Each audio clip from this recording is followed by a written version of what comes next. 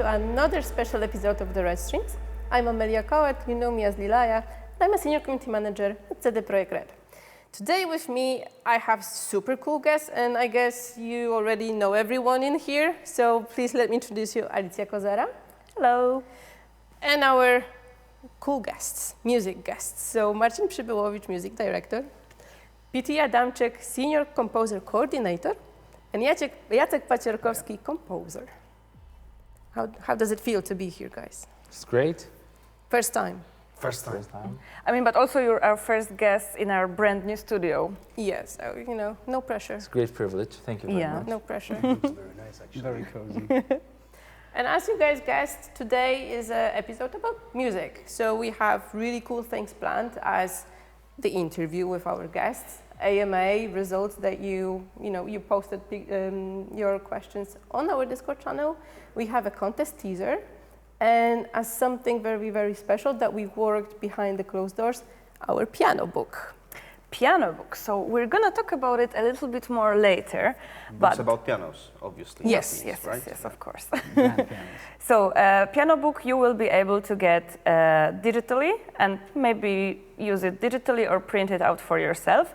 But today on the stream, for the best questions that you ask in the Twitch chat, you can actually win a physical version of this piano book. So, you know, get ready to prepare good questions for our guests today.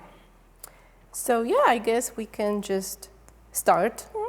And you know, the first question, how did your journey start as music director, music composer? Starting at the beginning. Yeah, from the beginning. Like beginning? Yeah, like, you know, the first beginnings day. of time. Yes. Basically, When we like were 5.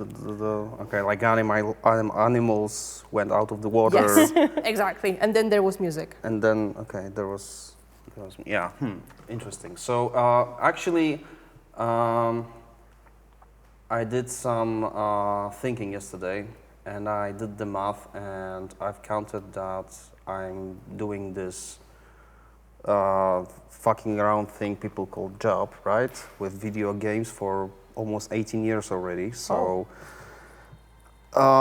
yeah, that's a long time actually. So that means you're 22. Yeah, you can say that way. Yeah, something like that. Around. So yeah, obviously a long time has passed. Actually, the funny story is that my first jobs or gigs in video games weren't as I weren't acting then as a composer, rather than a sound designer, because back in the day in Poland, when you were like entering the games industry, people weren't keen on hiring music people, but for some reason there was this surge of, you know, the black hole of sound things. There were no specialists proficient or capable of doing sound, so, you know, purely economics decided that I need to start delivering sounds first, and then kind of like using the backdoor, you know, kind of behavior, try to convince my business partners, my clients, soon-to-be friends, that perhaps you should let me do music as well, because, you know, you may not know this, but I'm actually better at the music rather than sound. So. Okay, how about you guys? You want to start? From the beginning. Yes. Of time, yeah. Again. Well, I also had a similar route as Marcin, because when I started working on games, before games I was working in the studios writing music, but when I started working on games, that was sound design first, and again convincing others that some of the music might be cool too. Well, I started out playing in bands when I was really young, and I was always like writing the material for the bands to play. And at a certain moment, I realized like this band thing doesn't really go or lead anywhere. And I thought like, but I still like writing music, so I should probably look for a different avenue to do that. I started doing a lot of commercials, and after that, I realized I would like to work on something that's longer than 30 seconds. And I had the privilege of studying at USC with Gary Scheinman, who's like a world-renowned game composer, and he was always the coolest of the, of the faculty, and he kind of introduced this idea to me just by being himself that, this game thing is like really amazing. And I basically finished the course. I was lucky enough to do some additional arranging on Far Cry 5, like right out of school. And then one day there was a post on Facebook that said the project is looking for another in-house composer. Seemed like a perfect match almost. And I think last week was my 7th anniversary. Wow, congratulations. Thank you very That's much. a while. So you all have different music tastes and different backgrounds a little bit. Was working together as a team on the soundtrack challenging?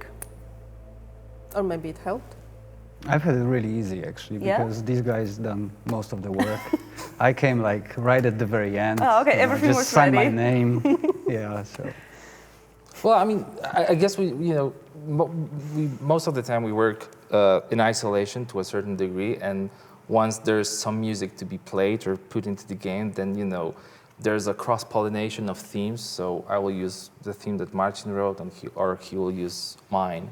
So I guess the collaboration happens sort of behind closed doors without us kind of acknowledging it very much. Actually during meetings, not during the creative process. I think people often tend to think that when they see a number of names in the credit section for the music, right? They assume that we work collaboratively, almost like a band or something, which reality is that it's much more sadder than that, because everyone lives in separate room.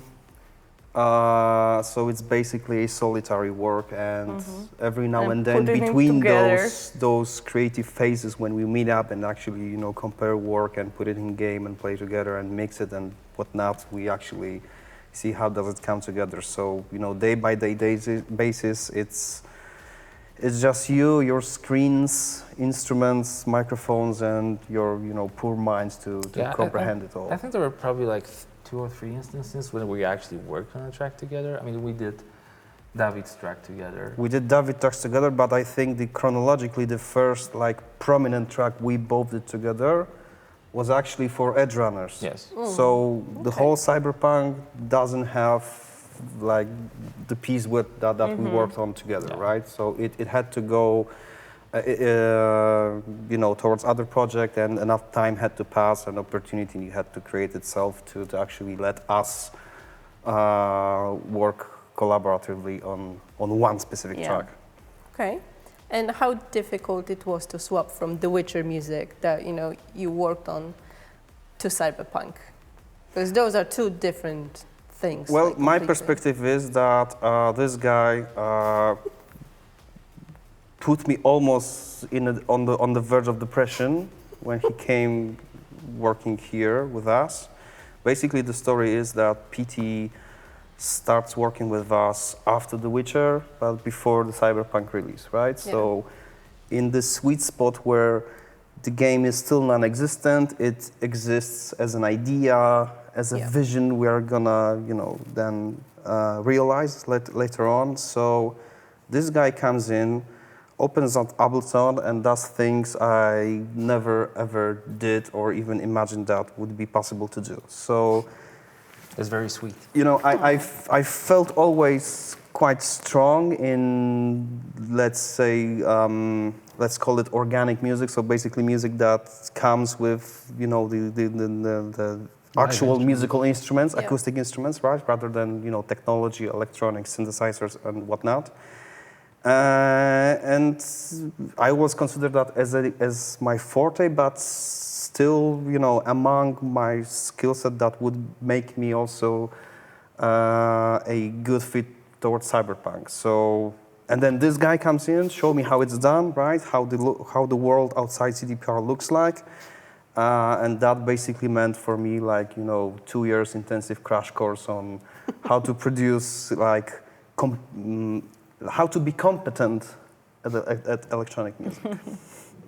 Okay, and what about you guys? What was the last game soundtrack that you worked on? before Well, I mean, just Cyberpunk? before Cyberpunk, we did Yeah, you- Thronebreaker and Gwent. Ancient history. Yes, and I was like doing in parallel Cyberpunk and kind of supporting Gwent with the online releases and stuff, and that was actually pretty cool because it was like a breath of fresh air. Because I think those two things, although there are a lot of similarities, I think the main difference is that when you write acoustic music or something that should sound acoustic, I think you need to figure out like the arc of the piece first and then kind of go into detail. And I think with electronic music is actually the other way around. You need to start with like you're not going anywhere if you don't have a powerful kick drum, a great sounding lead. Like if you don't have those things, there's really no need, and there's no way you're gonna like finish something, right? At least like this is the way I do it, and that also took some time, you know, because it's. I guess you know when you have deadlines, when you basically have to deliver something, there's this urge that you know it almost feels weird to spend half the day doing this very little thing, right? But later on, it actually pays off, and it makes sense that you know although it's very small, but it has character. You can do things with it. You can pitch it, do crazy stuff. So it was definitely. Kind of a learning curve, and also a test of one's courage to do that. What about you, Jacek? The previous project was 7 Days Long Gone, which was way more organic soundtrack. Well, apart from the quick stint for Road Race, where I did some remixes of Witcher's music for Cyberpunk arcade game, right? So, to be honest, the more organic side of music production to me was always kind of more demanding. I basically just jump into electronics and I'm having fun with it, and music just turns up later. So going into Cyberpunk, I was actually quite comfortable with the tools I had and with the ideas that guys left for me to pick up from. So I guess every one of you is good at something a little bit different. So it's a good team that you make together. Hopefully. Yeah. But maybe we should jump into some of the questions from the Twitch chat that our community is asking. So let's start with the question from Lord Finnegan, since we're already at Cyberpunk. They are asking, what research did you do to find the right sound for Cyberpunk and Phantom Liberty? Whoever wants I to go watched first. a lot of videos, and not like a really special video like that has 5 views, like basic generic how to do a rolling bass line, like rolling techno bass line. Because I didn't really know how to do that, and it's funny because in that research came from newfound respect and appreciation for that genre. Because I love electronic music, but techno was never really like my thing. But through just kind of learning about it and seeing, there's a lot of care put into that, and it's maybe less of music that has songs, but it's more like sound sculpture, and that was interesting to me. And I was just basically watching a lot of future music, like this kind of regular videos that if one is interested in producing music, I guess they watch. So, Mix of the Masters, huge. I've watched every single video twice at least. So, yeah, I think there's a part of what we do that's basically we need to have some level of craft. It's not just creativity and ideas, and I guess you kind of test your craft every day, and every day you figure out you're not quite there yet, and there are things you need to work on. But it was a great challenge and great fun. Nice. So how about you, Jacek? Any specific research? Definitely booming kick drum for the techno tracks, and I've had quite a learning curve, which was actually very exciting with Marcin's synth. It's called motor synth. It's a very particular kind of a synth that uses mechanical oscillators. So like you can actually see this Dude, sell it playing. better. As a sound source, it uses drone engines. Like from Drone flying engines? drones, Okay. not like synthesizer like oscillators, but like literal Drone small engines. engines that are It used in actually drones does, when I think production. of it, it does look like a little drone engine. So yeah, that was fun. Cool, cool. So let's try another question from the chat. So Cyberpunk is a game set in the future. How do you compose, create sonic signature that represents a time we can only imagine? Can I take that one? Do it. I think you should. It took us 9 months, so almost a year,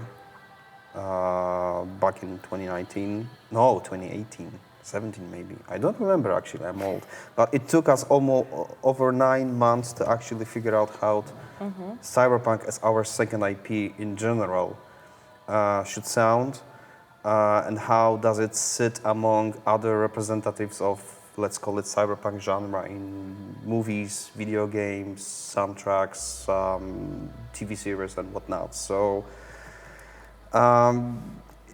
it's actually quite tricky to figure out how the thing you're gonna spend, most of your time for a number of years ahead, how should it sound, and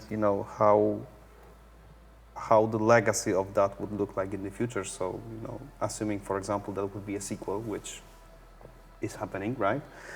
How would we later on develop on that sound and how to expand it? So, we had like tons of examples what people consider cyberpunk music, which always felt funny to me, because when you ask 10 people about opinion, you get 12 Different opinions answers, actually, yeah. right? Which can be also self-contradictory. So, and you have to take it, distill it, and create an essence out of it that not only serves your vision and the vision of all the other creative people that work here, but also sits well among other representatives of the style we're tackling with. So to build on that, another question from Joe Craig, because you mentioned that everyone has different opinion about what the cyberpunk genre music should sound like, but the question is, using synthesizers was sort of obvious choice for the score, but you managed to avoid falling into the classic 80s inspired synthwave style and chose a more industrial modern sound. So you told us it took 9 months. Was it something that was clear from the beginning, or what was the starting point to shape this great sound? The only thing that was very clear from the beginning was what Adam Badowski, now our CEO, then studio head, told me about what we are trying to achieve with CP2077. Okay. So the basic idea was that we are not trying to replicate other people's ideas. We are not working on a cyberpunk game, we are working on the cyberpunk game.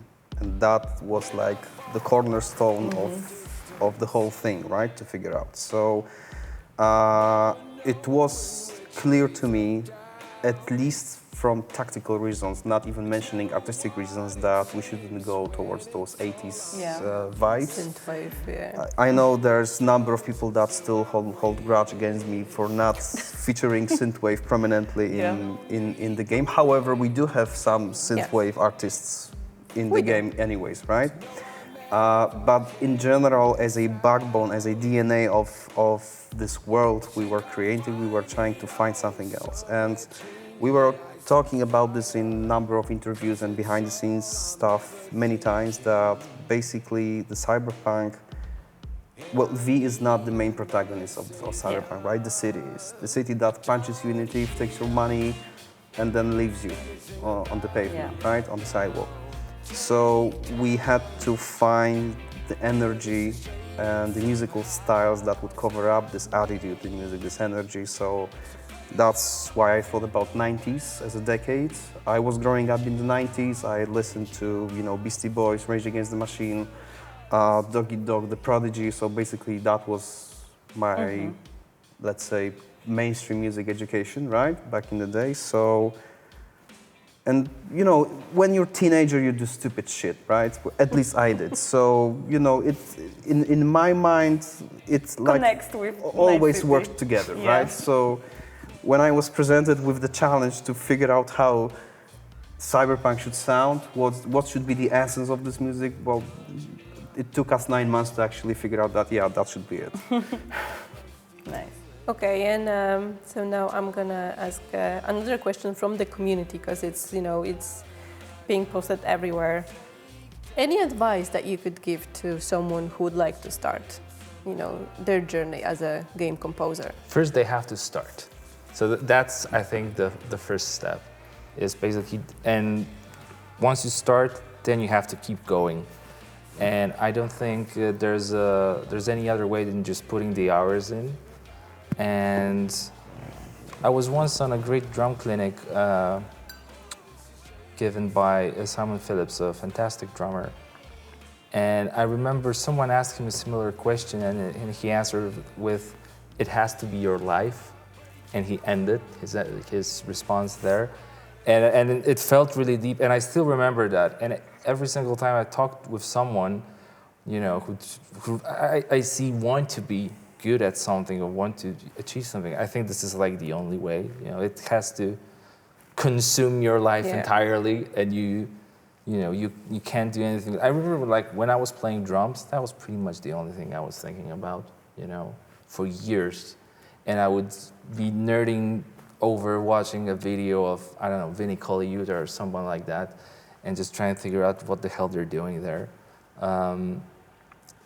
I don't think there's any other way. I don't think there's like a cheat code, like, okay, do this and do that, and in 2 years, like, you're gonna be amazing. No, probably in 2 years, you're still gonna suck. Just a little less, but you're still gonna be horrible. But eventually, you know, after some time, I think, just like with anything, you just become better at it. Better and better, yeah. All right, and another question. What was essential for the Cyberpunk score and soundtrack, in your opinion? What was essential? Yeah, like the essence of Cyberpunk. What was needed to make sure that, you know, the score and the soundtrack sounds like now? Interesting. Because we already know no synthwave, no 80s.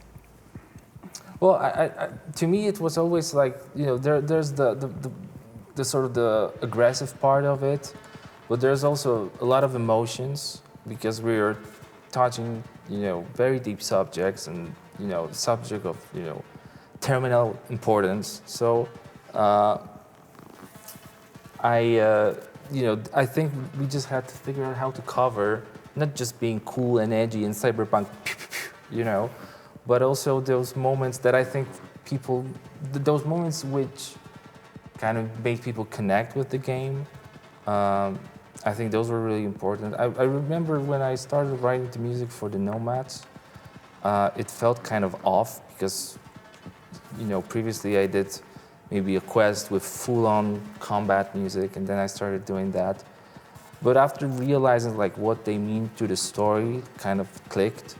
And so I think like figuring how to pace the quiet moments and what to do with those quiet moments, I think that was essential because, you know, you can only get louder to a certain point, you know, and at some point in the gameplay there has to be a quiet moment, but it needs to carry the experience and give something to players. You know, I think like, and this is not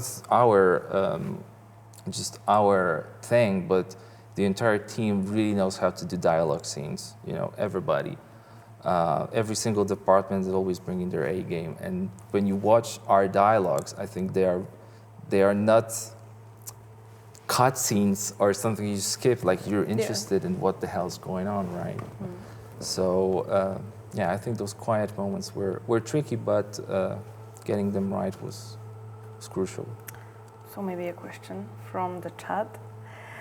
So Ximena asks, what music influenced your creation process? Did you use things from different eras, different genres, or even different cultures to show the diversity of Night City? Maybe we can start with Jacek, or not? Well, Inspirations for the sounds of Night City. most of my inspiration came from these two, yeah. so I think they're really better to Okay. answer these questions. Well, I think it depends whether or you are talking about or thinking about score or soundtrack, right? So basically, we have two musical devices we use throughout the game, and one is used to simplify it, right? One is used to create an impression of a living environment, and the second one is to narrate you through that environment. Obviously, there are some, gray areas where both soundtrack and score interchange in their roles. But generally, I remember trying to crack the radio thing in Night City. Yeah. So basically, the challenge is that, okay, we are doing massive game, right? With open world, you can enter everywhere, go everywhere, every district. There are gonna be the levels are gonna be also vertical, right? So no more 2D exploration Witcher style, right? We got used to, so number of new things, and first and foremost, it's gonna be a city that is inhabited by someone. Someone lives there, and therefore the radio we are about to create should be for those citizens. So when you ask about different cultures, different styles of music that would inspire us in order to deliver cyberpunk in general, I would very much stress that it took us a moment to find or pinpoint the groups in the society of Night City. So every civil group of residents would have their own music to listen to. So for example, corpos would listen to different music that kids or Maelstrom gangers, for example, right? But also we do have Voodoo Boys, who are very, very deeply rooted in their own culture, right? They brought with themselves when coming to Night City, with brilliant music of, again, this guy. So, when you work on such colorful subjects as, for example, Voodoo Boys, or let's say Hispanic hip hop, for example, or maybe some underground music that we would listen in clubs, but not those posh ones, but those obscure ones, for example, right? It was challenging, but also very, very fun to do, because you get paid basically to listen to a bunch of music for a month, for example, right? Music you wouldn't normally listen to, so it's also an element of personal journey. So, yeah. Okay. And you obviously guys know that our community loves music in Cyberpunk and in Phantom Liberty and in our other games, and they show their love in their remixes, but also through Growl FM, right? And I know we talked about Growl FM many times, but can you share your feelings about how you feel to see that passion, to see that love from community? To be very honest, I was really against it. But then I remember we listened to the tracks, and I think there was this day when we listened to a bunch of them in a row, right? Yeah. Well, actually 2 or 3 days even. Yeah. And I remember that okay, they're good, because I was afraid we're gonna get swamped with so stuff, and then we have to put something together, and it's gonna be terrible. But in the end, I think it's probably the best radio station, and you could really tell, the love and appreciation for the game, and a lot of those things. I guess if we would have contacted these people earlier, we would probably contact them just to, and commission a piece for us, because some of those guys were really incredible. And I remember when I think it was the day of the release, and I was kind of feeling a bit down because, the freight train stopped and the whole crazy experience stopped, and I was kind of left to my own devices, And I remember I was actually listening to Growl FM, kind of, reminiscing. And I think it's a cool collection of tracks, and kudos to everyone who thought about doing that. Were you guys involved? Like, heavily? It was our team, yeah. Okay, so kudos to you as well. But you know, you listened to like what, maybe a few dozen, few hundred tracks. Our team listened through like I wanted to thousands. say that. Yeah, I think our shortlist was close to 200 tracks or so, Something and like that felt like super overwhelming to me because once you listen to 60 tracks, you totally forget, you know, what have you been listening like half an hour ago, and you still have like 140 ahead of you, right? And you feel like you have cotton in your ears. Like there's, like you hear something, but you're not really listening. But even though there were still tracks that kind of picked our attention immediately, like within the first, I don't know, 8-10 seconds, it was like, okay, this is. And then we just were like, let's hope the chorus is okay. Like let's hope there's no weird stuff after that. I remember that. But the tracks that were picked, I think they're all fantastic, and the people who did them. But the overall pool was what, like 8,000. 8,000 tracks. Yeah. That is ridiculous. And I still cannot wrap my head around it. It was like pretty much every sound I could hear. Like I'm not really into like hip hop pop music myself, but like even those were like nice to listen. And yeah, I think we had everything, like legit every single people music like possible. 8,000 tracks, really. Oh yeah. Hats off. But that's also the beauty of Growl FM radio station in Cyberpunk, because it's so diverse compared to like other radio stations that I kind of themed around like jazz or metal or something. Growl FM has everything. I love it. Anything goes in Growl FM. Yeah. Yes. Yeah, basically. And to also like talk about love again, Phantom Liberty tour in London, party. It was a great party. Don't remember much. That was a great party. I mean, to tell our community who weren't able to be there, like the guys had their set. Yeah, I mean, we posted a video about it, but yeah, guys, you absolutely smashed everything. And how was it to see those people, you know, having fun to your music played live? Because it was played live, right? I remember someone after this whole event, someone told me, I could never believe that someone was dancing to combat music, to video game combat music. And the way he phrased that made this whole thing surreal. You know, I was like, yeah, they were really doing that.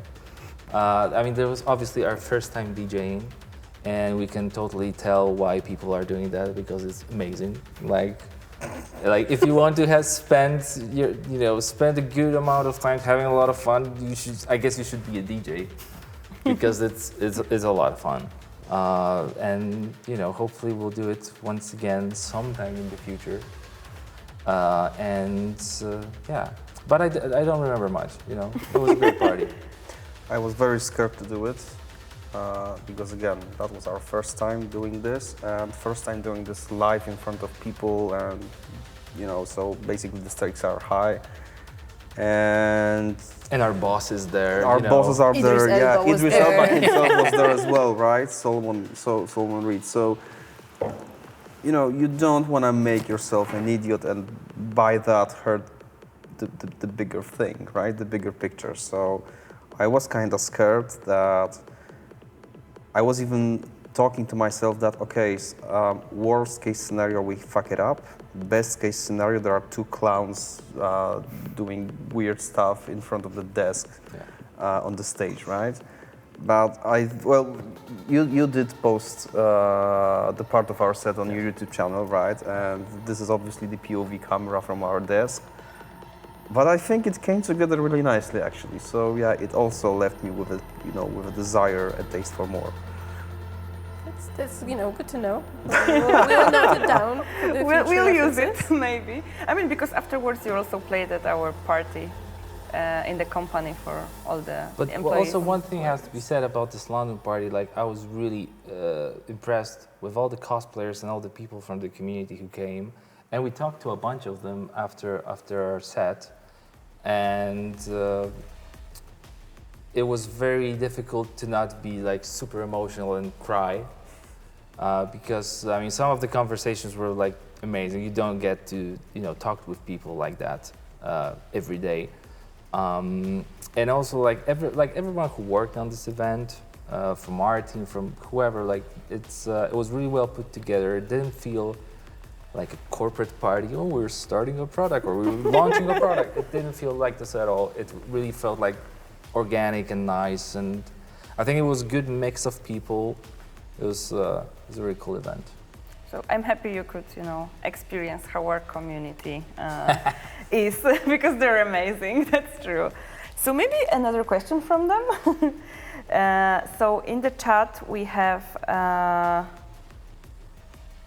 Spifofrenic asking, could you explain the process of writing combat music? How do you choose the length, when it loops, and how game effects can change that in the moment? Who wants to take it? Well, so I can start probably. I think probably the general rule with any gameplay music is that the more variations you can put there, the better, because that way you're trying to ensure that people won't turn the music off because it's repetitive and boring. So variation is really important.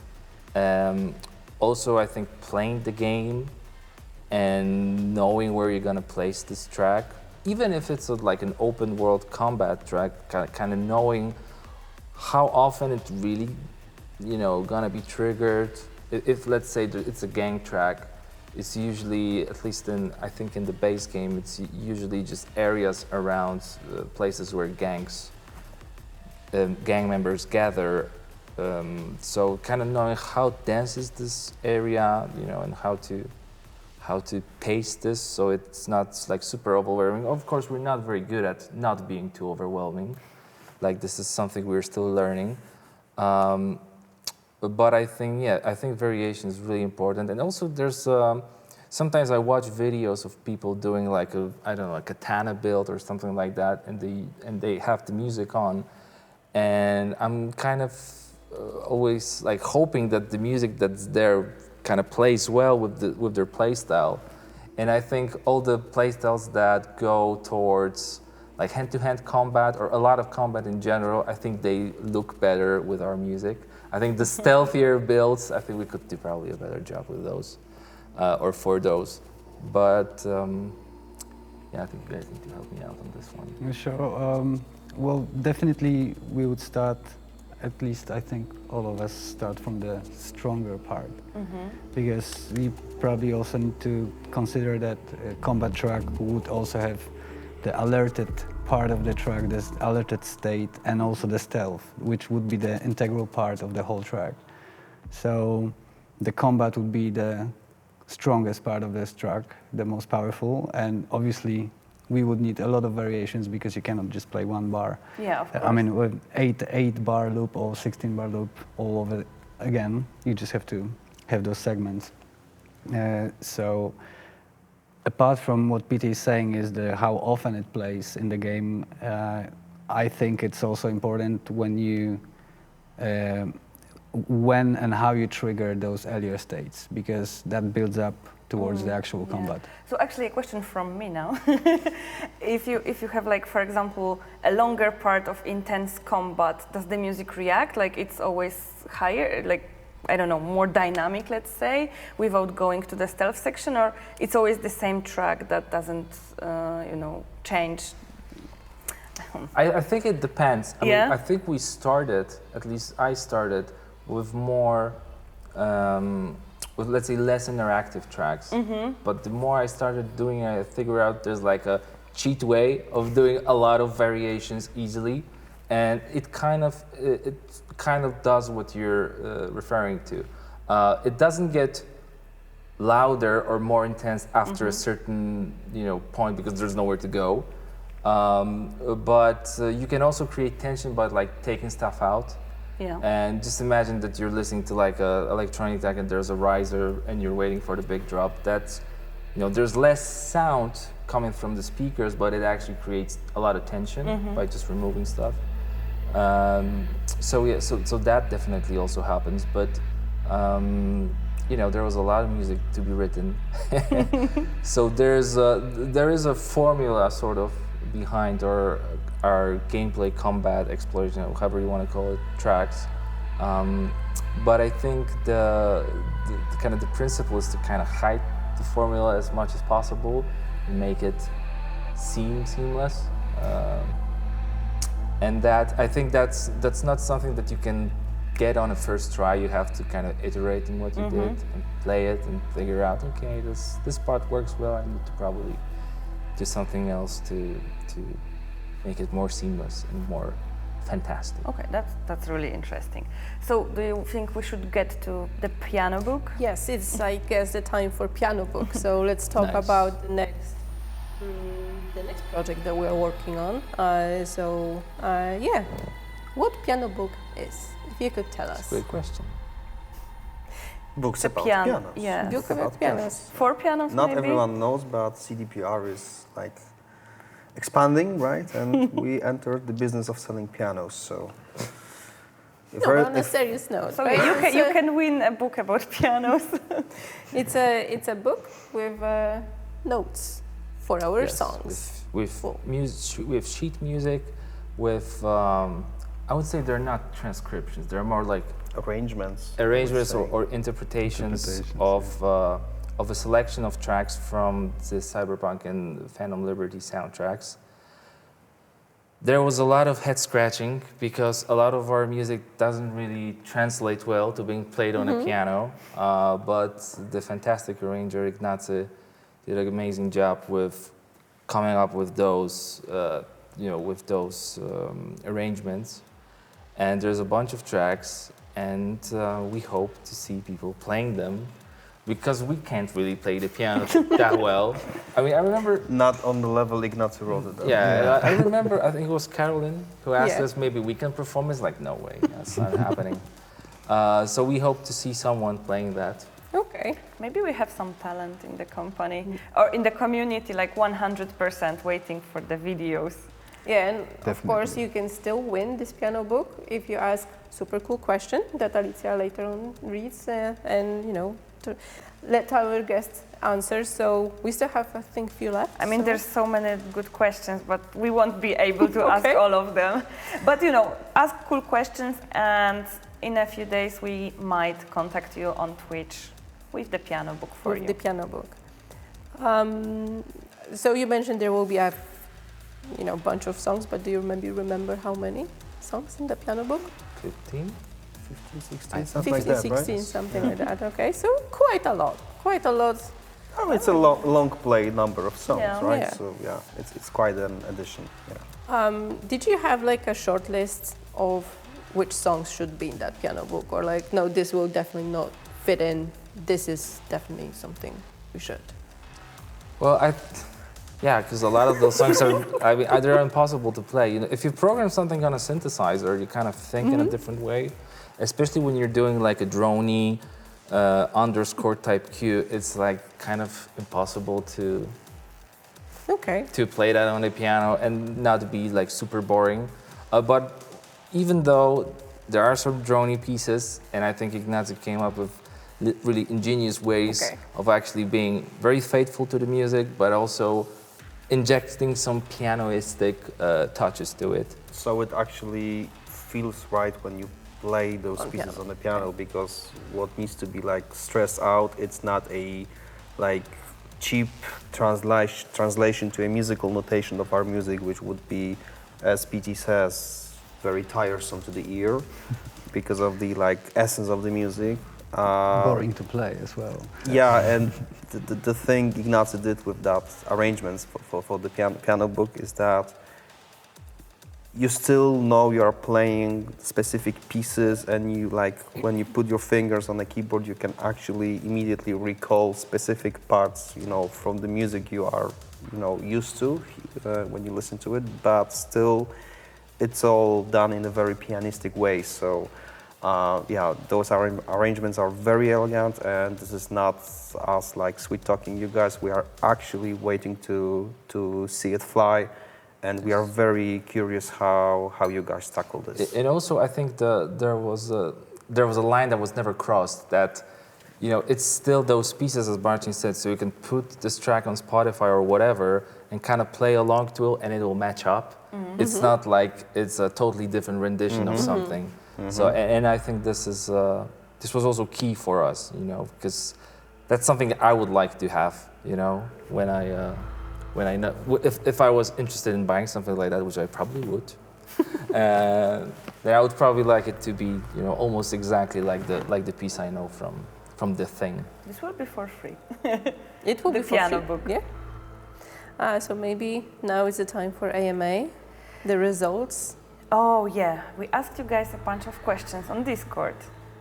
Yes. So we have picked 11 of these questions. So let's maybe, Alicja, do you want to start? Okay, we will also be, you know, talking to the guys who ask those questions. So first questions from Why by #cat. What's your inspiration for the choir-infused element of tracks in Phantom Liberty, such as Gate K9, I'm Netrunner, and Never Looking Back? Oh, well. This is gonna be good. Well, the thing is, and this may seem like not a big deal, but I was doing some singing for the bass game, and I really enjoyed processing my own vocals. But I'm obviously a very bad singer, so I thought it would be really great to have someone who can really sing and then kind of process them. Like, wouldn't it be amazing? So we've contacted Tulia, the vocal trio here in Poland, and we recorded a bunch of things.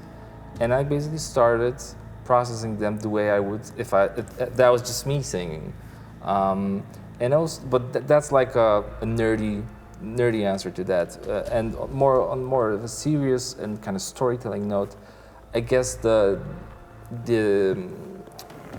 kind of emotional quality of the relationship between Songbird and Reed kind of demanded something that has a quality that's almost like an apocalyptic quality, like the world's gonna end because the relationship between those two gonna end, you know, one way or the other.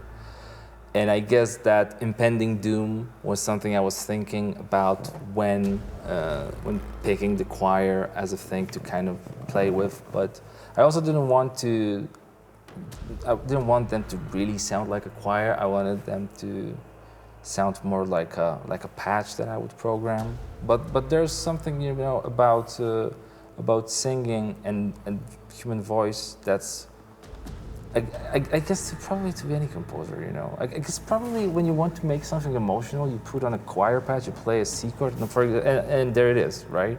There's something, I don't know, there's something just that just always works, you know. It's a great trick. Yeah, it worked, for sure. And the second question is a little bit connected, but wait, it's a long one. So, Lunar is asking, within the Phantom Liberty soundtrack, there is a particular repeated motif within I'm a Netrunner, not a plan, a man, just another weapon, Contra la Luna, Never Looking Back, Test of Loyalty, and finally Phantom Liberty, that is played a female vocal or the keys F3, E3, G3, A3 within the background of the tracks. While working on the soundtrack, how did you decide that particular motif was going to be the identity for the soundtrack? F, E, G sharp, A? Yes, G sharp. G3 sharp, A3, yeah. Yes. I didn't know there was a motif like that. Yeah, well, there is a bass move like that, and this is correct. It may be recurring. Basically, all those tracks came from one piece that I wrote that's not on the soundtrack album, it's not in the game, but there's a piece that I wrote just from the conversation with Marcin and Igor Sarzyński, our narrative director on this. I wrote something for Reed and Somi, and then I kind of took parts of it because certain parts kind of felt better for Songbird, some felt better for Reed, and all those tracks kind of came from that piece. Mm-hmm. So I guess the similarity is inherent in the fact that they all kind of came from the same tune. However, I wouldn't say that this is like a very important motif. There's probably more important motifs. But people noticed that. So I'm glad they did. That means they play with the music on, which is always a win. Okay, so I have questions for all of you, for all three of you, from Valerie Silverhand. Can you remember a specific piece you were working on that made you physically emotional, crying, or excited?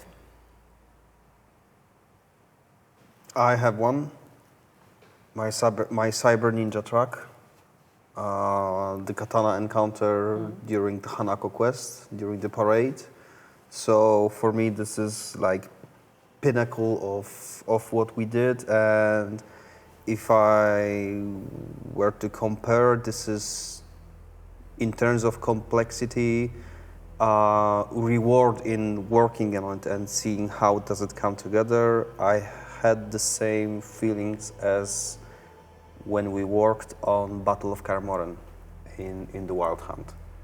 So again, that was the major set piece, lots of moving pieces at the same time, lots of going on screen and both off screen as well. And I think that Hanako quest and this whole Paradise sequence where, you know, stuff is going on the street and we have like separate narration to it.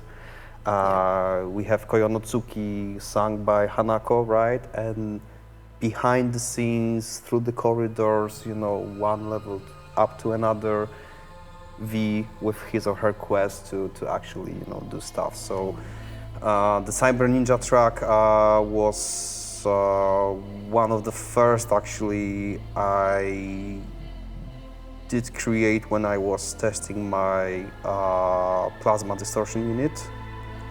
So it's probably partially because of that I had so much fun with that, because, you know, every time you get a new toy, which doesn't really serve as a toy, right? And but you know, brings you the level of excitement as you were playing with, you know, the new set of Legos. Triggers you to you know, go places and try out stuff, and the Cyber Ninja track for me was one of those cases. That actually the name of this toy sounds more like weapon than like instrument. Well, it actually makes the signal go through 5,000 volts, and then the outcome is the distorted signal, and it all goes through this próżnia. How do you say próżnia? Vacuum. Thank you. It all goes through this vacuum tube, so basically you see like sparks and shit, and you know. Okay, And also, if you throw it hard enough, it's also a weapon. Yeah, it's handy. So it's like, you know, harnessing the Tesla power from himself and injecting that into your music. Real plasma. For Power of Plasma, we have cyberpunk soundtrack. Plasma music. Yeah.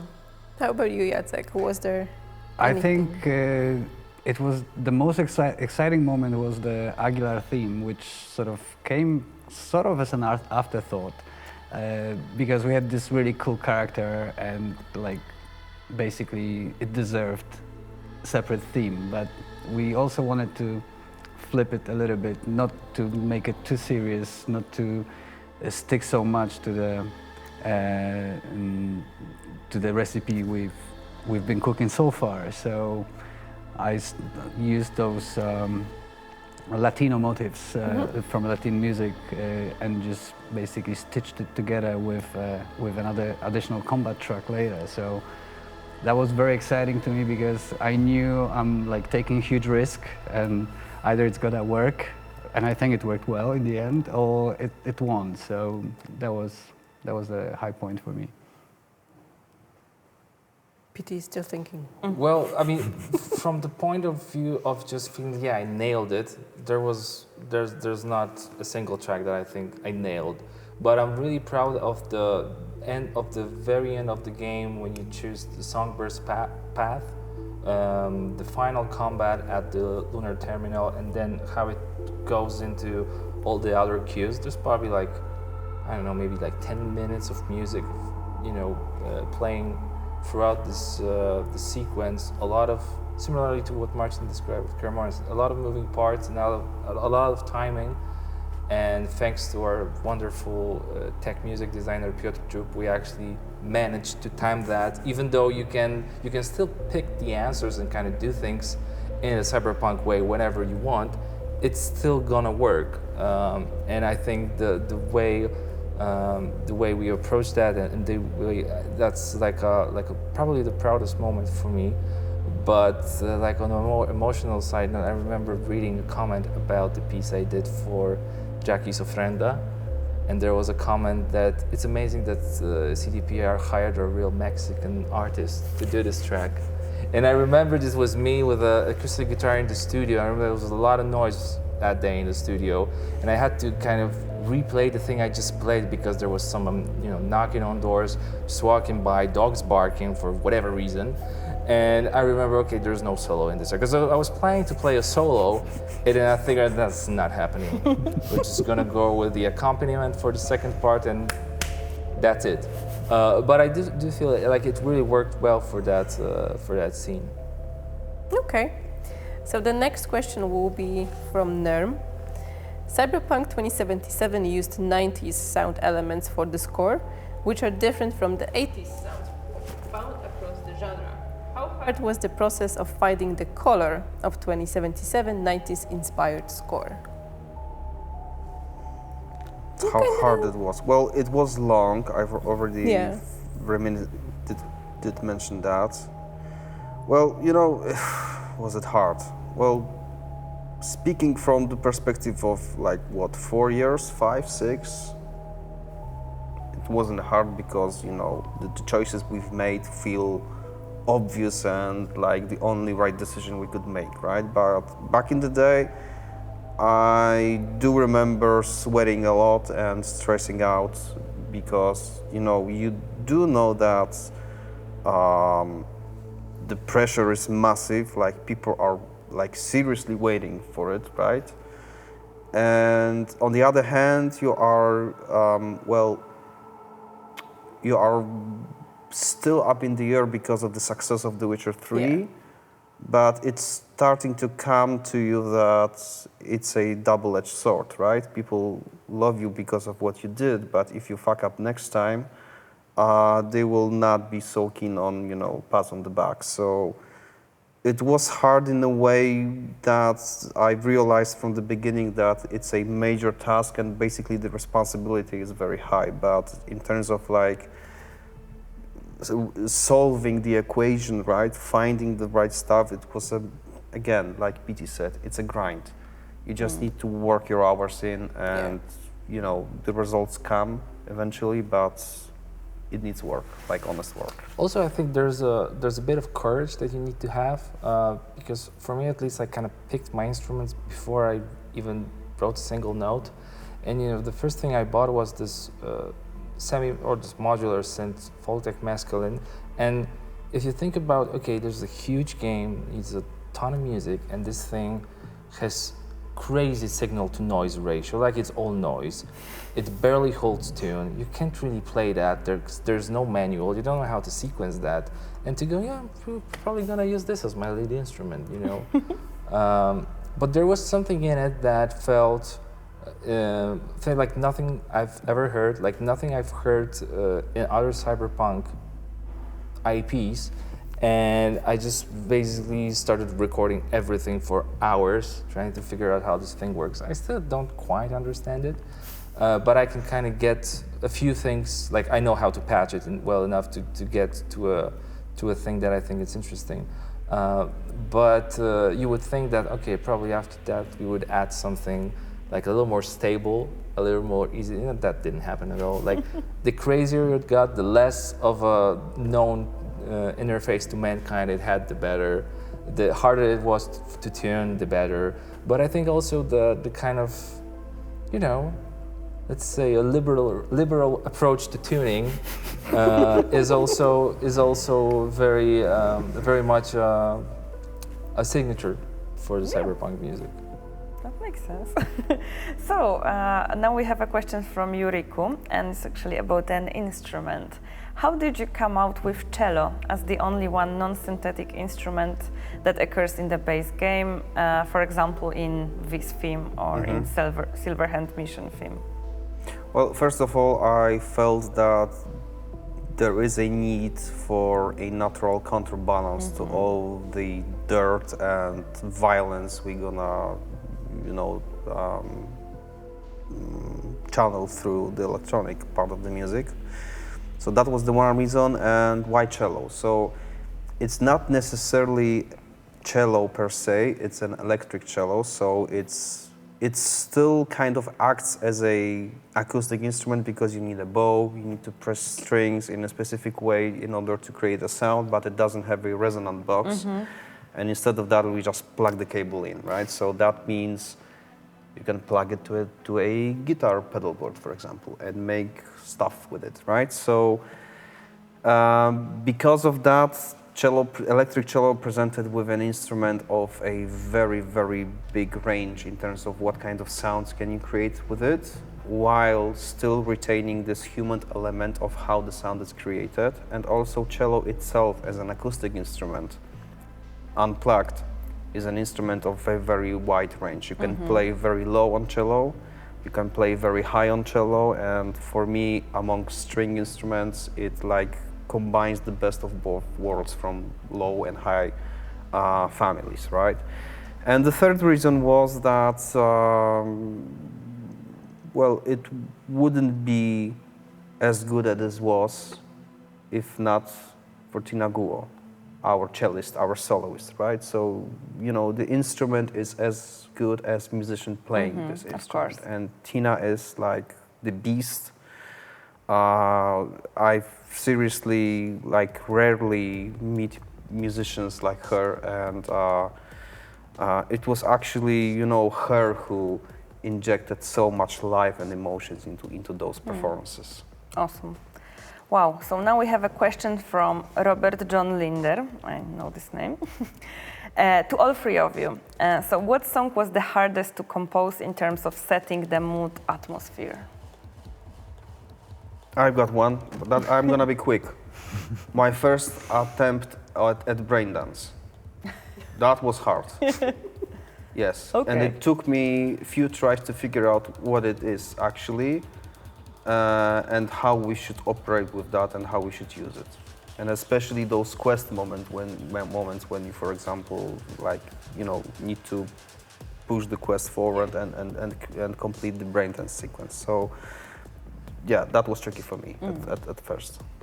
How To about me, you? it was Kurt Hansen, Funeral in Phantom Liberty. Spoilers. I already spoiled Aguilar. I thought after so long time I can.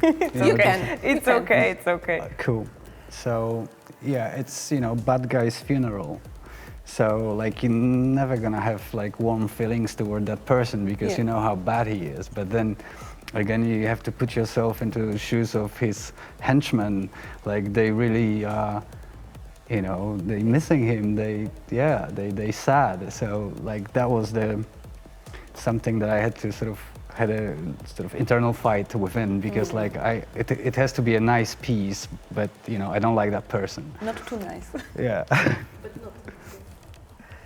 Pity? Well, to me, definitely the Nomads music was probably the most difficult because it's sort of, you know, it has one foot in the cyberpunk world, but it also kind of represents the hope, family, and things you don't get in Night City. So that was very difficult. And also the first scene I tackled with this theme, it was from, you know, looking back at it, it was the wrong scene to start. But I guess it was the only scene that I could work on at this time with that theme. And the other cue that was really difficult is to what's on the soundtrack album. It's called Rite of Passage. It's the cue where V wakes up at Vix and, you know, kind of doing this first the dream sequence and then going into the darker feeling of, you know, kind of realizing what's really going on. And then also dealing with the fact that our writers love writing dialogue and a scene can, you know, last 10 minutes if you really push it. So how can you make something that's really dark and drony, and you want to start at a certain moment, right? Because you're hit with the news and there you go, like you're in a different world. And then you kind of have to keep playing this for the next 10 minutes. So that was really difficult to come up with the variations, how to do that. But I'm really proud of this track, how it turned out, and I think it really works well in game, which is, you know, always the top priority. Speaking of dialogues, we have one question from Ramcia, and I promise that not me. Outside of creating music for the game, were you ever consulted to help on some other aspects of the game? For example, when Johnny v. Kerry voiced their opinions about music, did you provide comments as what they could say? No, I did a fantastic motion capture session. Okay. So Yeah, I'm. so when you see a musician in Night City, Yes. it's actually PT it's performing. me playing the The one guitar, with the guitar? Animations, yeah. playing the guitar, playing the hand pan, and doing all the animations for Samurai and the. I don't remember the name of the quest. When the band gets back Yeah. together, it's all me, which was a great day.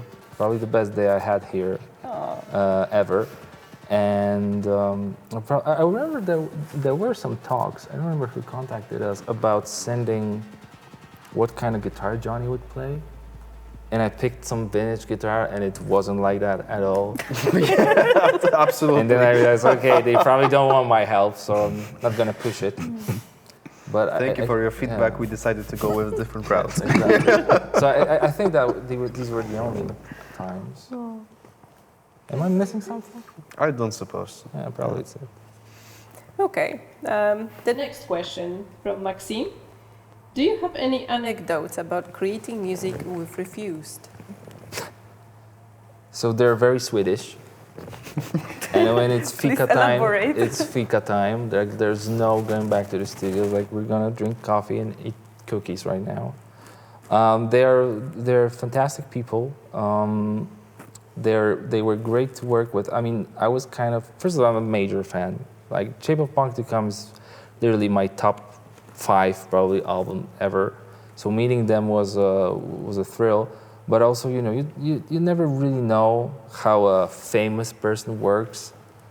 So, you know, I was trying to be prepared and trying to be on my toes and figure out how to run the session. But after the first day, I realized there's no need to run the session because it kind of goes smoothly. They're professionals. They know what they're doing. So there weren't any crazy anecdotes, although the thing was like 5 o'clock, we would always stop. And it didn't matter if we're in the middle of a take, like 5 o'clock, we're out. So that was unusual for me, because to me, there's no working time, really. There's not like, you know, the work never really ends.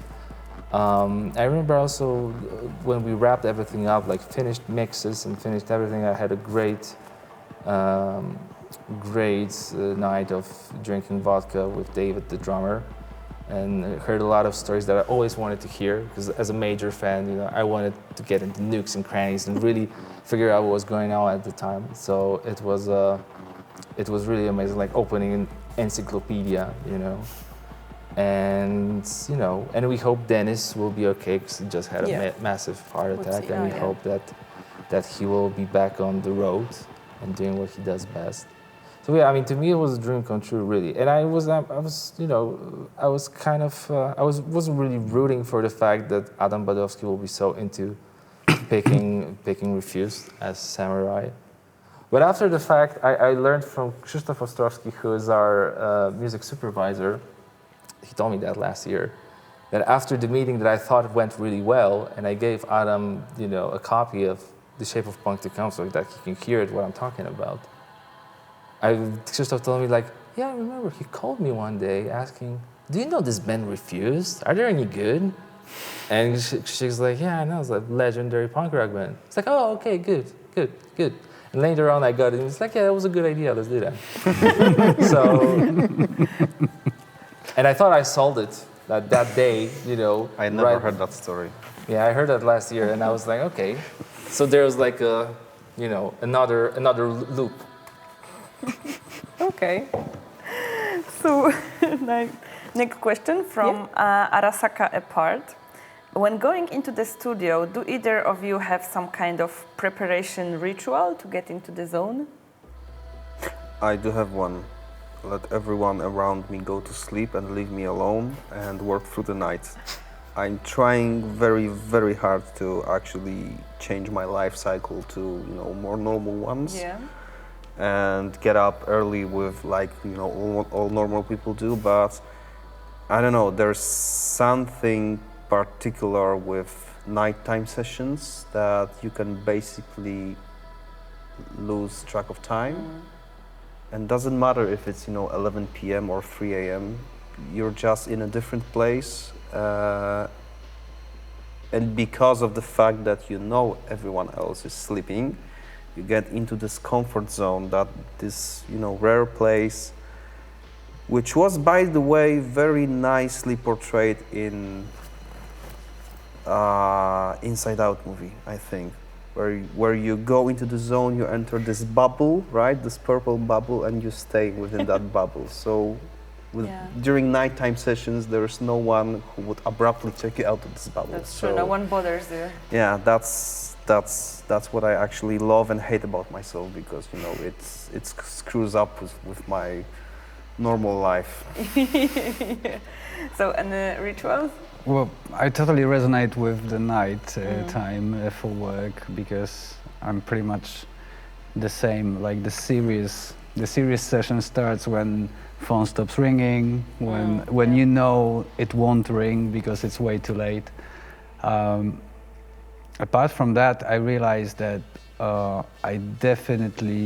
unable to listen to others' music for at least half an hour, maybe even an hour before I start working on my own stuff. Because like if I am just, I don't know, listening to the radio or some Spotify, and then suddenly have to jump in and start writing, I'm usually just like so scattered around with my thoughts that like the best thing for me is just to stay silent for 30 minutes, maybe 1 hour, and then usually the ideas just flow easier.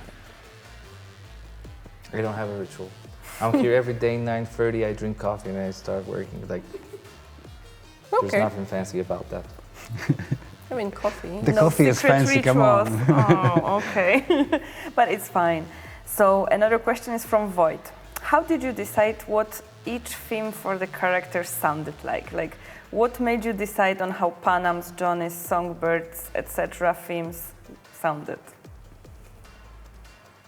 Well, first you learn about the characters, right? Who they are, where they live, what are their motivations and struggles, and what are the narrative arcs of them. So, for example, we know we are about to write V's theme, right? The main protagonist theme. And we try to gather as much information as we can get, right? So the most important one regarding V is that this character is screwed from the very beginning. He or she is about to die. And basically that leaves you with the conclusion that, okay, that should be reflected in his or her theme, right? Because when you deal with a person who has nothing to lose, because, you know, their due time is already set, right? That person oftentimes becomes dangerous because there's an element of unpredictability with the actions, right? When you have, like, you know, your due date set. So, and I'm sure that goes with every single theme we collaboratively or separately work on. Basically have to go into those characters' shoes and actually, you know, feel them very well in order to translate the right things onto the music. Okay, anything to add? Well, I think there's also a pragmatical side to this. Because I remember when we talked about themes initially, we decided, okay, every theme needs to be transferable to a baseline. Yeah, like that's if correct. you're gonna have a combat version, and that goes for Johnny, that goes for Arasaka, for V. You can all kind of play them down low and with more rhythm, and they still work as a theme, but they're now like pushing forward and have this forward motion. So that thing was, I guess, the pragmatism at its finest. And to add to what Marcin said, I think you kind of think of those characters almost like pieces on a chessboard, like what they do to the story, and then you're trying to kind of play to that, you know. Like for instance, Panem, didn't Panem win like the thing that you did on Twitter? Like as a favorite? Yeah. She did, right? Well, she's not the full-time winner yet. Okay. She won with Judy. Okay. There's a few more rounds to There's go. a few more rounds. Yeah, but you know, there's this is how she this is her function in the story, right? So you can't think of her, I mean, and she can be bitchy. She can have like, you know, she does have an attitude a lot of the times, right? But the overall thing is like, no, she's a friend. Like same with Judy, right? So I think that's something you you try to, portray through the music. That's okay. They're your people. Okay. That's it. Anything to add, or? Well, definitely focusing on the backstory of the character is the starting point, and yeah, I don't think I can add anything more to what guys just said. So the final question from me, but I guess we can still have a few from the chat. To all three, what was the craziest moment for each of you to score in either the base game or Phantom Liberty?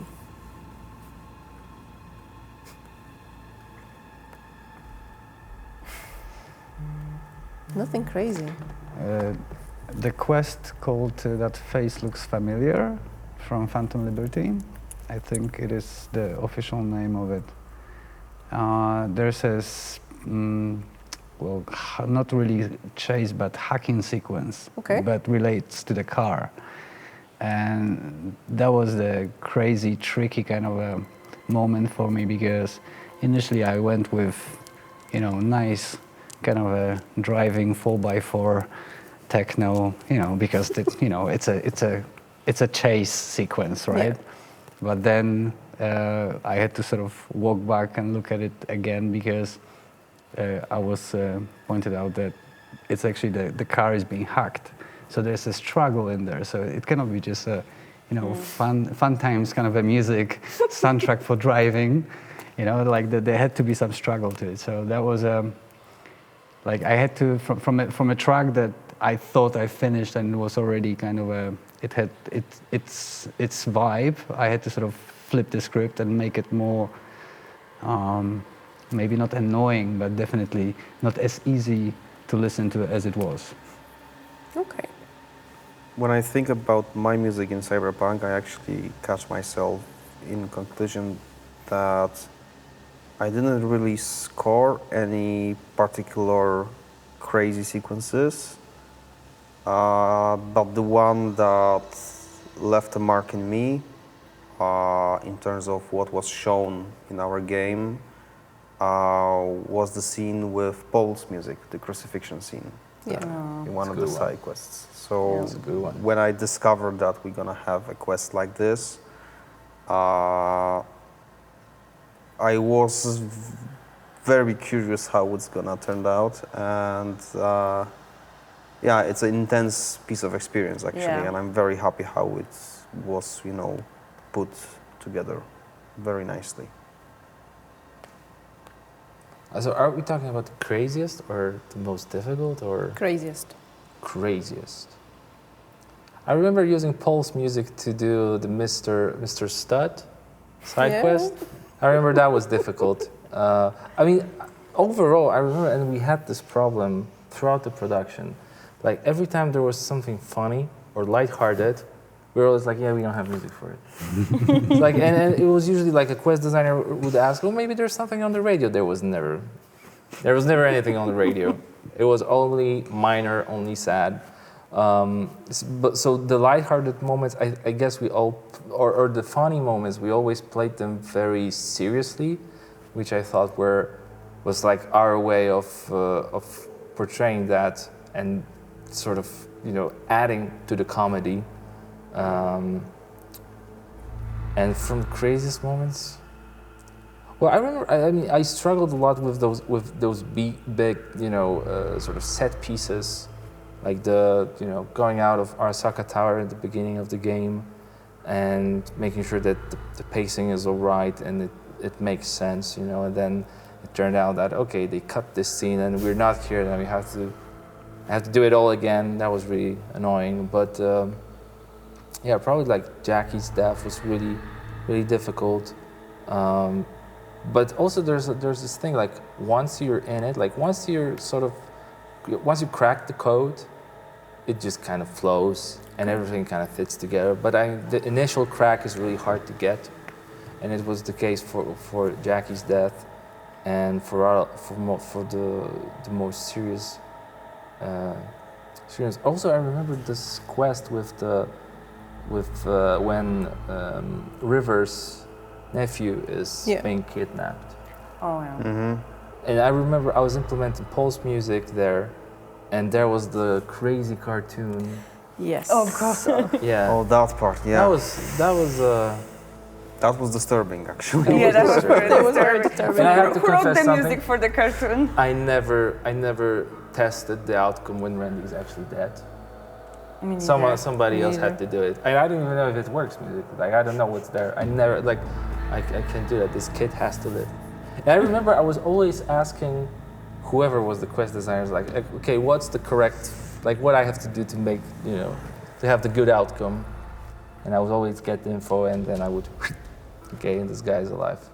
So if any of you out there know how it ends if he dies, Let us know. there's a piano book waiting for you. Yeah. So I think we won't be asking more questions because, you know, we could be here all night if we just keep doing that. So maybe we can just have the Yes, signatures absolutely. on our vinyls. And let's take one for each of you. There you go. You need to unwrap it. Yeah. Okie dokes. But you're experienced yeah, in you have unwrapping the- that. You have the, you know, experience in that. So as Amelia mentioned, just we're cut gonna my have a nails today. contest for you guys this week, where you will be able to win those very vinyls that are now in our composer's hands, and they will be signed in a second. Dobra, pierwszy. It's not a race. It's always a race. It's always a race, exactly. That's fine. Even And if I'm already last, I'll be losing on it. podium. Yeah, we have Sharpies here. Yes. So whichever you guys want. I think maybe on the cover. Yeah, the, The cover one, Yeah. the cover, okay. Okay, I'm gonna use my teeth. So, excuse me, everybody. You get Petey's DNA. Whoever gets that one. You can clone yourself, Yeah. a composer.